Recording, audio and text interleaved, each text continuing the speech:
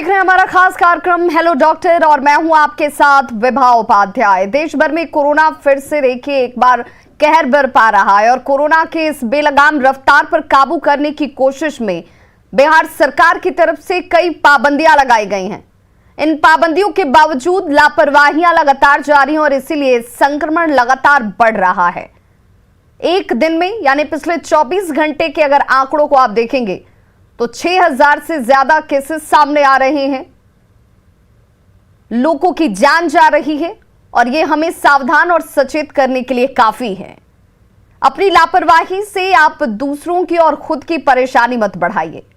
पाबंदियां लगाई गई हैं ताकि आप सुरक्षित रह सकें और इन पाबंदियों के साथ साथ न्यूज 18 बिहार झारखंड पर अपने इस हेलो डॉक्टर कार्यक्रम के जरिए हमारी कोशिश है आपके हर कंफ्यूजन को दूर करने की, एहतियात और कोरोना से जुड़े हर सवाल के समाधान आप तक घर बैठे सुरक्षित तरीके से पहुंचाने की।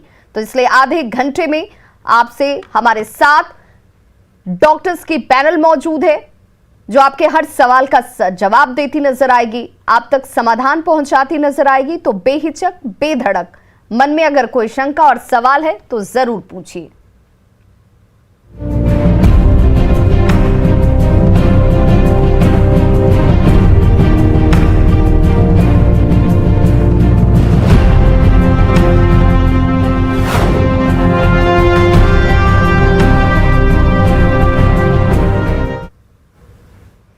तो सावधानी ही सबसे बड़ा बचाव है और सही जानकारी आपको मिले, इसलिए हमारी कोशिश है कि डॉक्टर्स आपको आपके सवालों के अनुरूप जवाब दें और उस अनुरूप आपका व्यवहार हो ताकि आप खुद भी बचें और दूसरों को भी सुरक्षित रखें।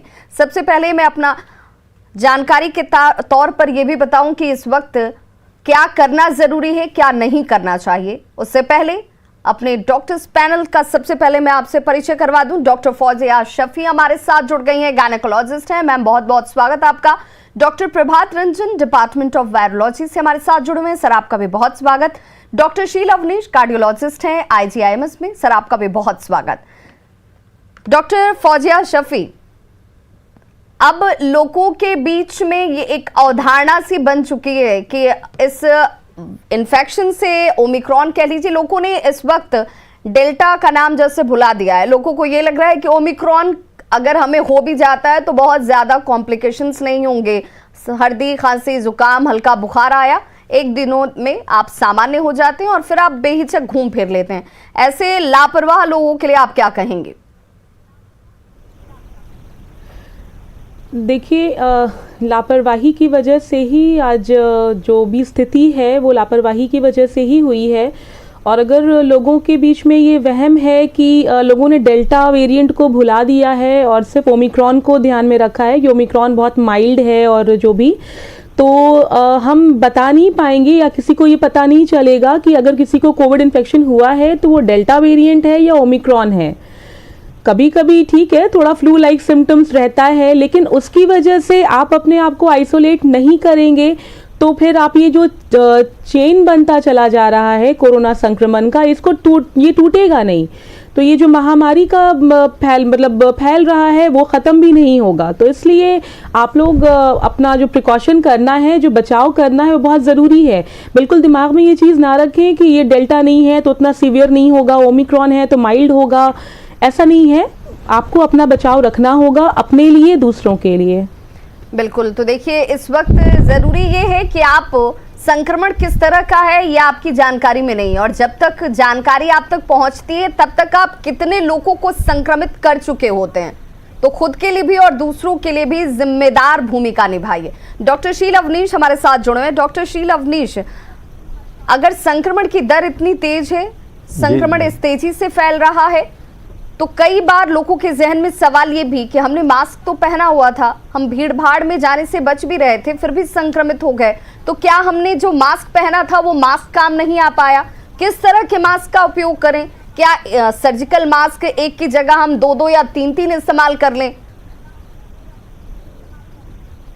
जी, ये एक सवाल तो वाजिब है आपका कि हम मास्क के बावजूद हमें संक्रमण हो रहा है, तो मास्क इफ़ेक्टिव है कि नहीं और किस पॉपुलेशन में कहाँ हम मिक्स कर रहे हैं। हम बाज़ार जा रहे हैं तो हमको किस तरह का मास्क पहनना है, या जैसे हम हेल्थ केयर वर्कर हैं हमारे लिए कौन सा मास्क उपयुक्त है। तो नॉर्मल कंडीशन में अगर हम देखें तो एक नॉर्मल पब्लिक के लिए एक जो हमारा लिनन का मास्क होता है विथ अ सर्जिकल मास्क, दोनों का कॉम्बिनेशन बेस्ट है। क्योंकि मैं ये सजेस्ट नहीं कर रहा हूँ कि N95 मास्क सबके लिए उपयोगी है, क्योंकि उससे बहुत बार ब्रीदिंग डिफ़िकल्टीज़ अगर कोई सीढ़ी चढ़ रहा है इस तरह की फेस करते हैं तो उनको दिक्कत होती है। एक नॉर्मल जो कपड़े का mask, linen mask along with a surgical mask, ये काफ़ी इफेक्टिव है नॉर्मल पॉपुलेशन के लिए ताकि वो बच सकें। बाकी हेल्थ केयर वर्कर के लिए जो हम लोग काफ़ी क्लोज आते हैं किसी तरह के कोरोना मरीजों के साथ, तो N95 mask is the choice जिसको हमें यूज़ करना है। और दूसरा चीज़ है कि अभी हमारा जो फैलने का जो ओमिक्रॉन है, ओमिक्रॉन की जो प्रोपेंसिटी है, जो फैलने की रेट है बहुत तेज़ है इन कंपैरिजन टू डेल्टा। तो आज के डेट में थोड़ा एक मिक्स्ड सा पॉपुलेशन है हमारे जो ग्रुप में, अभी डेल्टा वेरिएंट भी है और ओमिक्रॉन वेरिएंट है, और बहुत सारे यूरोपियन कंट्रीज में डेल माइक्रॉन जिसको हम कहते हैं, दोनों का कॉम्बिनेशन है। तो ये कितना घातक होगा, तो इसलिए मास्क का इस्तेमाल तो बिल्कुल करें, और मास्क इफेक्टिव वे में नाक के ऊपर होनी चाहिए। ये नहीं कि आपने बस एक कहने के लिए मास्क लगा लिया, गले में झूल रहा है, मास्क इफेक्टिवली आपको सील नहीं कर रहा, तो ये एक फ़ायदा नहीं होता मास्क लगाने का। तो ये भी एक कारण है कि हमारा मास्क इफेक्टिव नहीं होता। तो ये चीज़ है कि मास्क पहने और ढंग से पहने, और 2 लेयर का मास्क, जैसे मतलब 2 तरह का combination of mask, surgical mask with a linen mask normal public के लिए काफ़ी है। अगर बहुत हम एंग्जाइटी में हैं, N95 मास्क यूज़ कर सकते हैं, बट उससे ये प्रॉब्लम आपको हो सकती है बहुत कब, अगर आप तेज़ी से चल रहे हो, स्टेयर केस पे चल रहे हो, तो आपको थोड़ी सी ब्रीदिंग डिफ़िकल्टी वो ज़रूर कर सकता है। तो उसको हम मतलब उसके चलते हम टेंशन में ना है कि हमें ब्रीदिंग डिफ़िकल्टी, हमें कुछ और तो नहीं हो गया। तो ये एक चीज़ है जिसको हमें ध्यान में रखना है।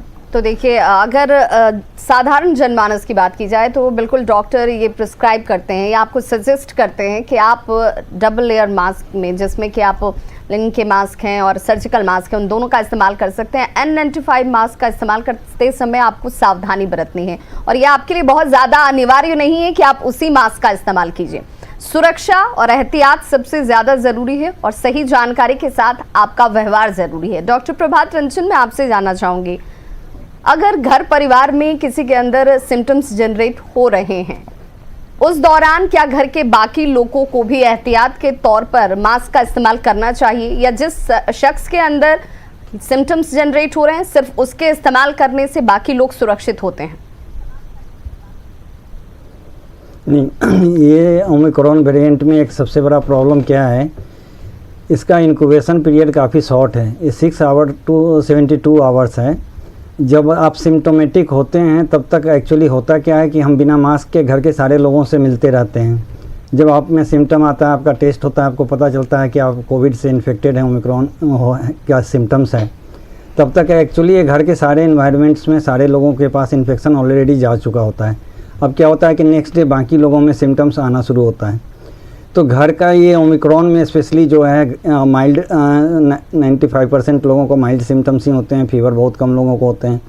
तो घर के अंदर ये मोस्टली आपके जा चुका होता है। तो रूल ऑफ थंब ये होना चाहिए कि यदि आपको पता चल गया कि आपको कोविड-19 या ओमिक्रॉन जैसे सिम्टम्स हैं, आपने टेस्ट करवाए, रिपोर्ट्स पॉजिटिव हैं तो भी, नेगेटिव हैं तो पर भी, तो आपने क्या करना है कि आइसोलेट आपको नहीं, पूरे फैमिली को अगले 5 से 7 दिनों तक जो गवर्नमेंट का गाइडलाइंस है उस हिसाब से हो जाना है। वो ज़्यादा बेटर ऑप्शन है रेदर कि आप घर में अपने को आइसोलेट करें। क्योंकि आप बाहर जाएंगे या आपके घर का कोई भी मेंबर बाहर जाएगा तो वो दूसरे को अफेक्ट करेगा। आपके घर में इन्फेक्शन ऑलरेडी फैल चुका है, सबको सिम्टम अलग अलग लोगों को अलग अलग तीव्रता में आएगी। सो ये ज़्यादा उचित है कि आप सोसाइटी से अपने को 5-7 दिनों के लिए पूरे फैमिली को आइसोलेट कर लें। बिल्कुल। घर के लोगों को अपने आप को कब तक मॉनिटर करना चाहिए डॉक्टर? क्योंकि अगर एक शख्स के अंदर सिम्टम्स हैं तो दूसरे लोगों में सिम्टम्स जनरेट होने में कितना वक्त लग सकता है? ये अपने आप को सेल्फ मॉनिटर कितने दिनों तक करना चाहिए? आज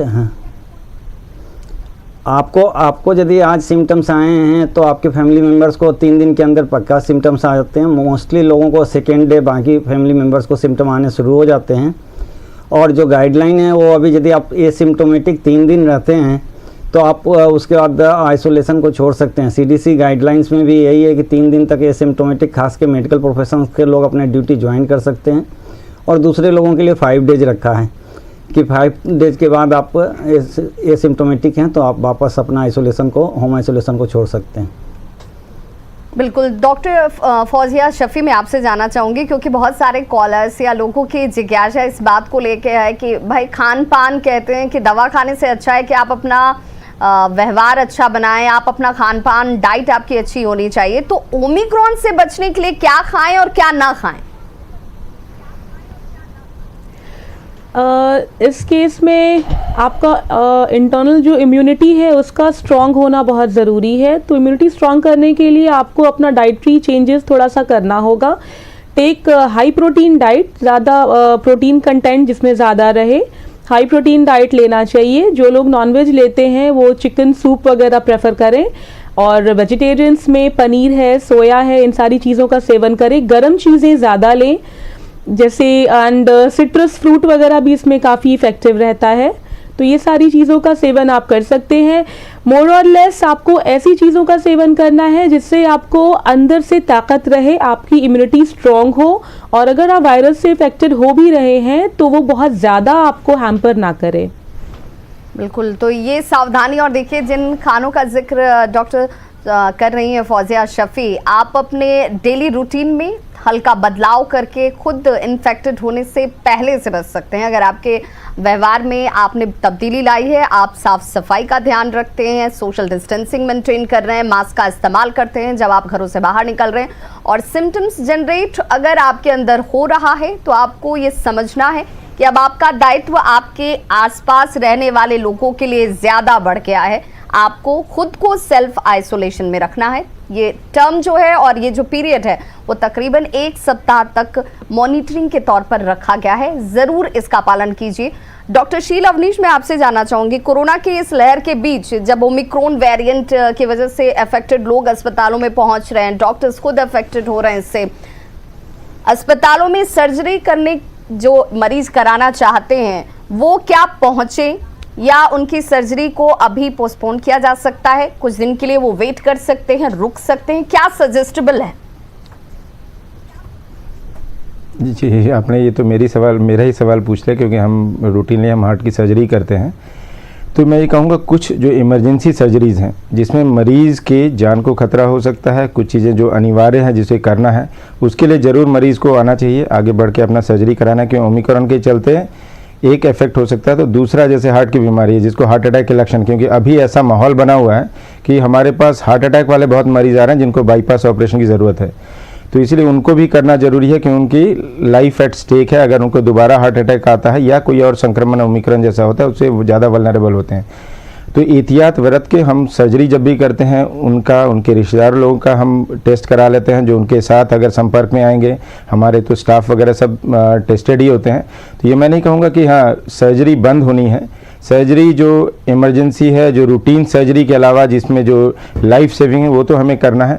मरीज़ को भी ये देखना है कि हमें जो नॉन एसेंशियल, जिसकी अभी हमें ज़रूरत नहीं है, उस सर्जरी के लिए हम अभी तत्परता से अस्पताल पहुँचे कि अभी अस्पताल भी थोड़ा खाली है, हम जाके ऑपरेशन करा लें, ये व्यवहार नहीं करना है। अभी हमें बस ये देखना है कि फर्स्ट फोकस हमारा जो कोविड है, कोविड से हमें बचाव करना है। क्योंकि अगर हमने सर्जरी करा ली उसके बाद हमें पोस्ट ऑपरेटिव मतलब ऑपरेशन के बाद वाले कोर्स में अगर ओमिक्रॉन का या डेल्टा वेरिएंट का संक्रमण होता है तो हमारे लिए जानलेवा साबित हो सकता है। तो वैसा कुछ काम ना करें।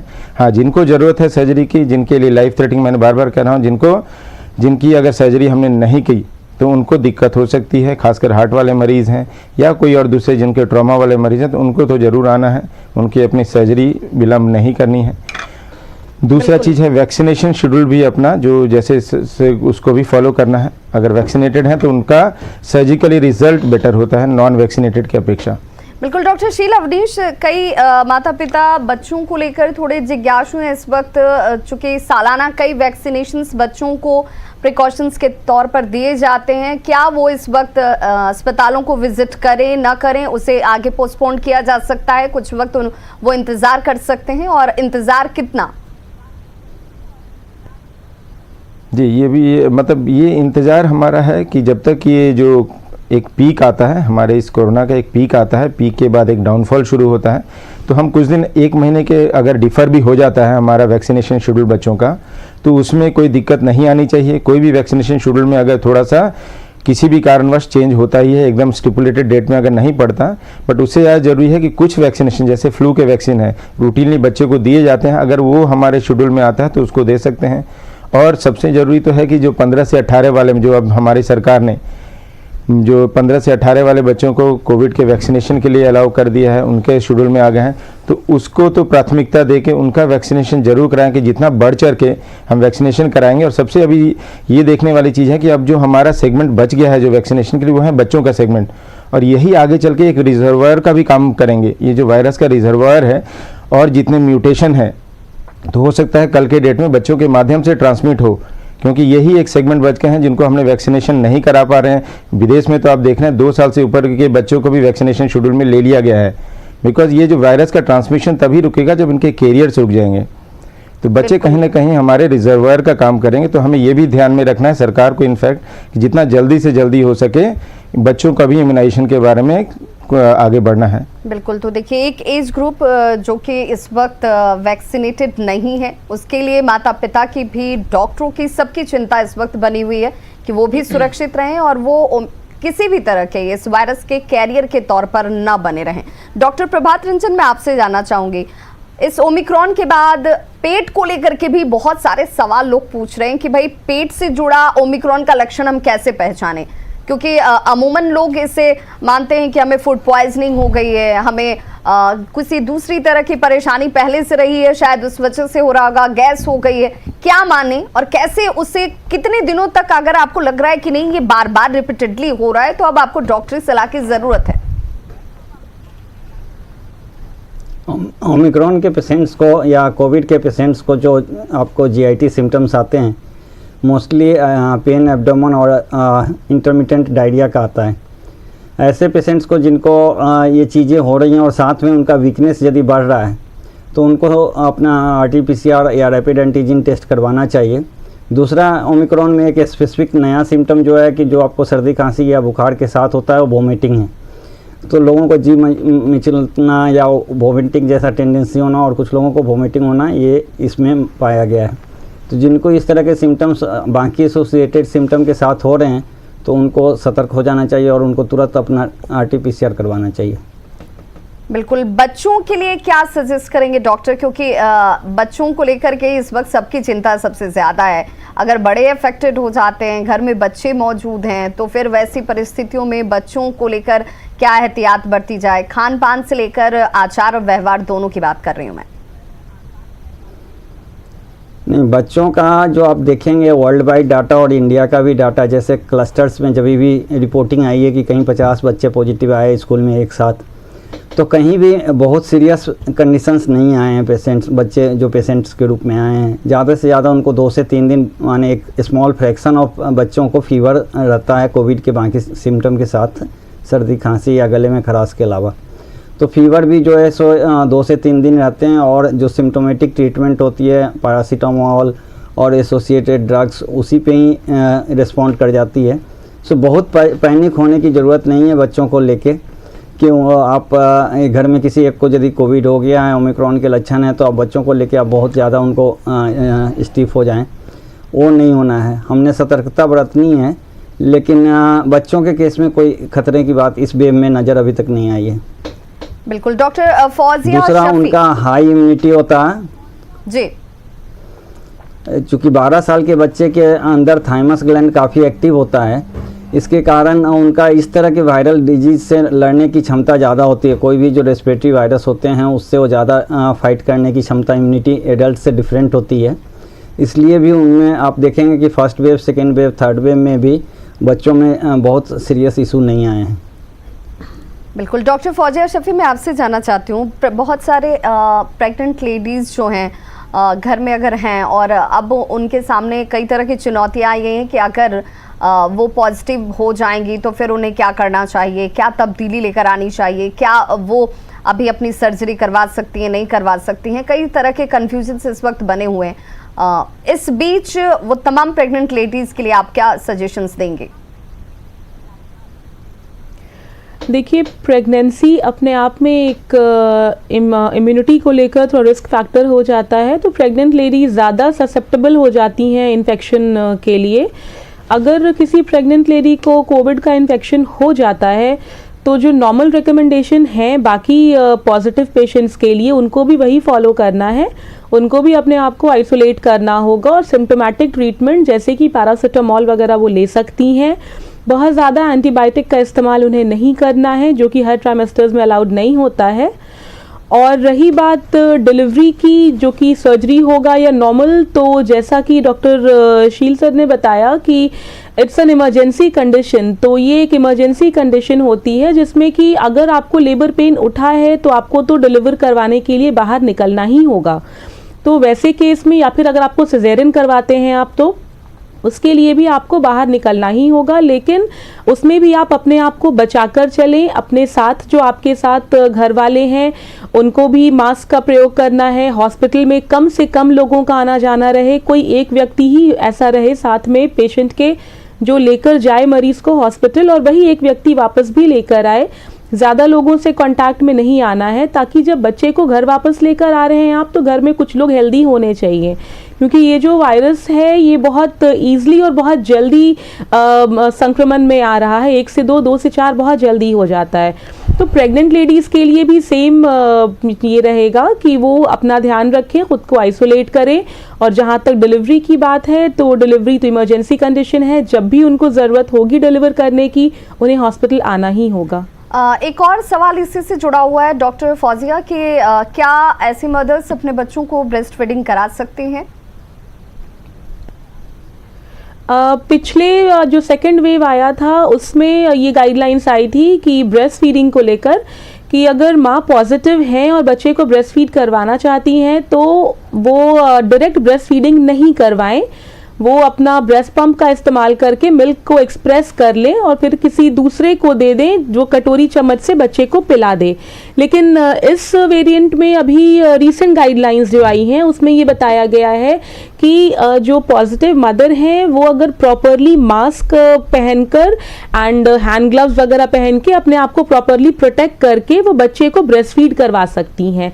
ब्रेस्ट फीडिंग से बच्चे में कोरोना का इन्फेक्शन हो जाएगा ऐसा नहीं है, माँ आराम से अपने बच्चे को ब्रेस्ट फीड करवा सकती हैं। हाँ, लेकिन अगर वो पॉजिटिव हो गई हैं तो उन्हें अपना ध्यान रखना होगा, बिना मास्क लगाए, बिना खुद को सैनिटाइज किए हुए वो बच्चे को दूध ना पिलाएं। बिल्कुल, लेकिन वो ब्रेस्ट फीड करवा सकती हैं, अपने बच्चों को लेकर बहुत ज्यादा प्रोटेक्टिव होती हैं, एहतियात खुद ब खुद स्वतः वो बहुत अपने तरफ से रखती हैं। लेकिन इसके बावजूद अगर आपको लगता है कि आप पॉजिटिव हैं या आपके अंदर लक्षण दिख रहे हैं तो थोड़ी और सावधानी आपको बरतनी है। मास्क का इस्तेमाल करना है जब आप अपने बच्चे को ब्रेस्ट फीडिंग करा रही हैं, हाथों को सैनिटाइज करें, ग्लव्स का इस्तेमाल करें, साफ सफाई का विशेष तौर पर ध्यान रखें। डॉक्टर शील अवनीश, अगर संक्रमण के लक्षण दिखने लगे, बॉडी पेन, फीवर, सर्दी जुकाम, जो कि इसके सिंपल और इस वक्त साधारण तौर पर सभी लोगों में ये लक्षण दिख रहे हैं, सबसे पहला स्टेप सेल्फ आइसोलेशन के अलावा दवाइयों के तौर पर क्या करना चाहिए? किन दवाइयों का सेवन करें,